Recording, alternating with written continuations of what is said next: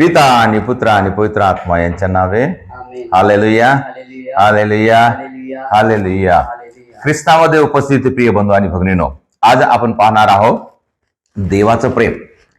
देवाने आपलं प्रेम आम्हाला समजावून सांगण्यासाठी पुष्कळसे दृष्टांत, गोष्टी, उदाहरण हे देऊन आम्हाला देव आपलं प्रेम समजावून सांगण्यासाठी प्रयत्न करतात.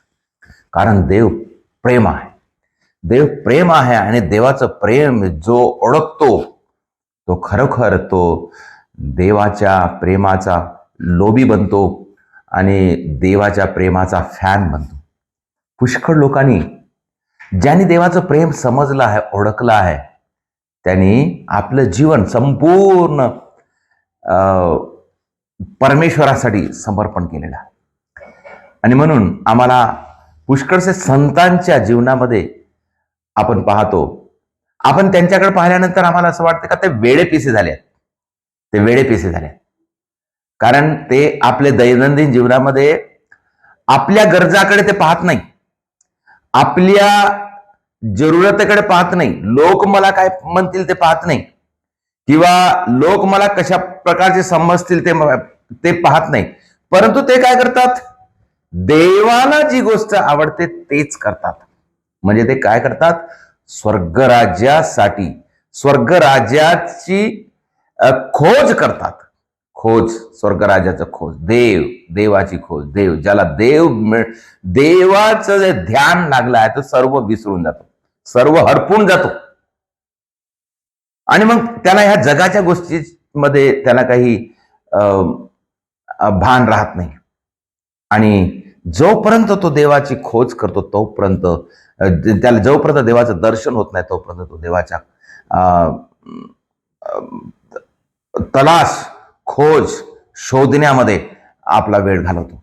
आणि जेव्हा त्याला मिळतो, देव मिळतो, त्याला खरोखर दैवी अनुभव होतो. म्हणून प्रभूने म्हटलेलं आहे, सर्वात आधी तुम्ही त्याचे राज्य आणि त्याचे नीतिमत्व मिळवण्यासाठी झटा.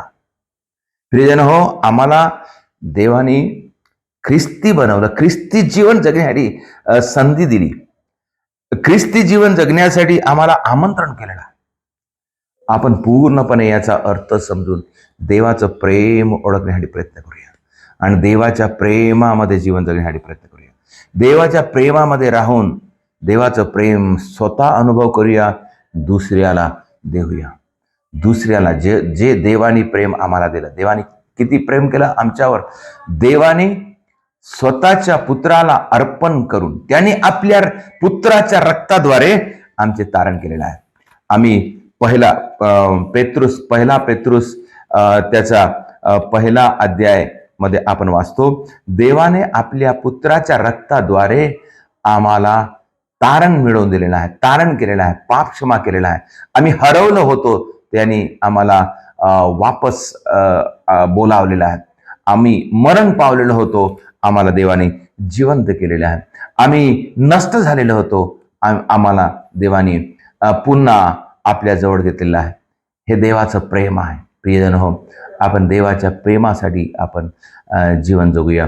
देवाने जगावर एवढी प्रीती केली की त्याने आपला एकुलता एक पुत्र दिला, अशासाठी की जो कोणी त्याच्यावर विश्वास ठेवतो त्याचा सर्वनाश होऊ नये, तर त्याला सार्वकालिक जीवन मिळावं. होय हे प्रिय बंधू आणि भगिनीनो, आम्हाला सार्वकालिक जीवन मिळण्यासाठीच देवाने प्रेम केलेलं आहे. आम्हाला सार्वकालिक जीवन देण्यासाठी प्रेम केलेलं आहे. उदाहरणार्थ आपण पाहतो, जेव्हा एखाद्या वेळेस आम्हाला एखाद्याविषयी प्रेम वाटते किंवा एखाद्याला आम्ही मदत करूसं वाटते आम्हाला, आम्ही जेव्हा एखाद्याला मदत करतो, समजा तो बिमार आहे, त्याला दवाखान्यात नेतो, त्याला दवाई देतो, त्याला बरं करतो, किंवा ज्याला एखाद्याची कपड्याची गरज आहे ते कपडे देतो, किंवा त्याला घरात घ्यायची गरज आहे, त्याला ठेवायची गरज ते आपण ठेवतो. आणि तेवढं केल्यानंतर आम्ही मग काय करतो, त्याला कधी मग आम्ही मी केलं असं म्हणतो.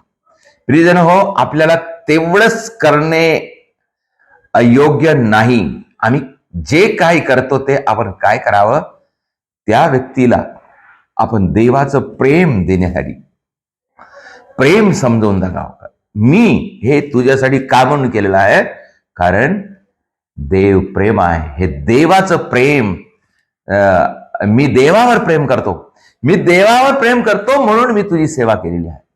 मदर तेरेसाने काय केलेलं आहे? मदर तेरेसाने देवाच्या प्रेमाचा अनुभव घेतला आहे. तिने मदर तेरेसाने देवाच्या प्रेमाचा अनुभव घेतला. देव किती प्रेमळ आहे, देवाचं प्रेम किती महान आहे हे तिनं ओळखलं. आणि तेव्हा देवाचं प्रेम ओळखून मग ती गरिबांची, अनाथांची सेवा करणं सुरू केली. कारण काय? तिनं देवाचं प्रेम ओळखलं. आणि जेव्हा एका अशा रोग्याला ती साफ करत होती की त्याची खूप घाण येत होती, एक मोठा व्यक्ती आला, एक मिनिस्टर आला आणि मदर तेरेसाला बघते का ती एखाद्या म्हणजे अनाथ अशा गरीब व्यक्तीचे शरीर साफ करत आहे, फोडं साफ करत आहे, तिथून घीण येत होती. तेव्हा तो मिनिस्टर मदर तेरेसाला म्हणत आहे, तुम्ही हे कसं करता? मला लाखो रुपये मिळाले तरी मी हे करू शकत नाही, असं तो म्हणाला. मदर तेरेसा म्हणाली, मला सुद्धा करोडो रुपये मिळाले तरी करोडो रुपयासाठी मी हे काम करणार नाही.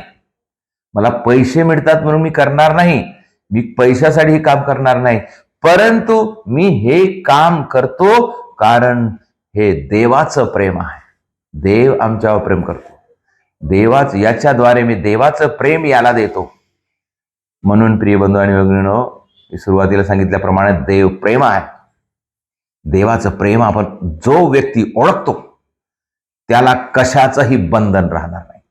कोणत्याही परिस्थितीमध्ये तो देवाचं प्रेम आपल्या जीवनामध्ये आत्मसात करण्यासाठी आणि दुसऱ्यांना देण्यासाठी तो प्रयत्न करेल. प्रियजनो, आपण देवाचं प्रेम ओळखूया, देवाच्या प्रेमामध्ये पडूया, देवाच्या प्रेमासाठी जीवन जगूया.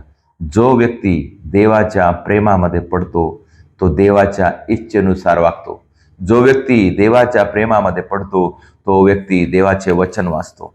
जो व्यक्ती देवाच्या प्रेमामध्ये पडतो तो पूजा बलिदानामध्ये भाग घेतो. जो व्यक्ती देवाच्या प्रेमामध्ये पडतो तो प्रभू येशूला पवित्र परमप्रसादाद्वारे तो स्वीकार करतो.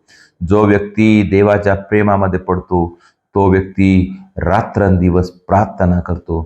त्याच्या मुखामध्ये देव आहे, त्याच्या मनामध्ये देव आहे, त्याच्या वास्तव्य करण्याच्या ठिकाणी घरामध्ये देव आहे.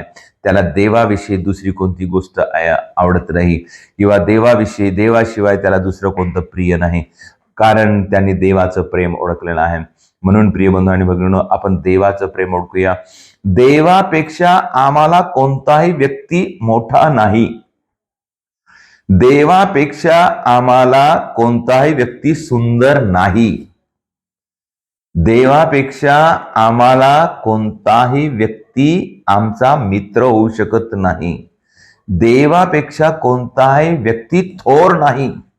देवापेक्षा कोणताही व्यक्ती महान नाही. आपण कधी कधी आमच्या जीवनामध्ये आम्ही स्वतःसाठी कोणीतरी व्यक्ती महान बनवतो किंवा कोणता आमचा दोस्त महान बनवतो किंवा आमचं दुसऱ्यासाठी प्रेम महान बनवतो. हे सर्व व्यर्थ आहे. प्रियजन हो, देवाचं प्रेम ओळखूया, देवाच्या कार्याला आपण समजूया, देवासोबत जास्तीत जास्त वेळ घालवूया. मी कधी कधी खूप कलाकार म्हणून मी कार्य करतो, मी खूप मोठा, मी चांगला प्रकार, परंतु देवाच्या कार्यापेक्षा दुसरं कार्य कोणतंही मोठं नाही.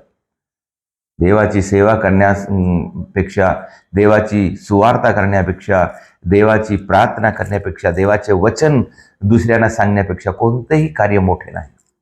कारण देव महान आहे, देव महान आहे. देव ह्या विश्वाचा राजा आहे.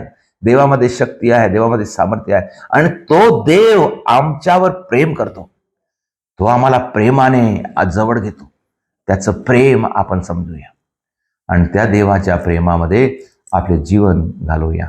जेवढा आमचे जीवन आजपर्यंत आपण जगलो त्याच्यामधून आम्हाला समजून येते की आजपर्यंत देवाने आम्हाला किती प्रेमाने सांभाळलेले आहे. कोण सांभाळले? देवाने. देवाने सांभाळलेले आहे. देवच सांभाळणार, देवच समोर आम्हाला सांभाळणार आहे. म्हणून प्रिय बंधू आणि भगिनींनो, देवाचं प्रेम आपण ओळखूया, देवाच्या प्रेमामध्ये राहूया, देवाच्या प्रेमामध्ये राहून देवाचं प्रेम आत्मसात करूया आणि देवाच्या प्रेमाला आपण आत्मसात करून देवाच्या प्रेमाची घोषणा करूया, देवाच्या प्रेमाला देवाच्या प्रेमाचे साक्षी बनूया आणि प्रार्थना करूया.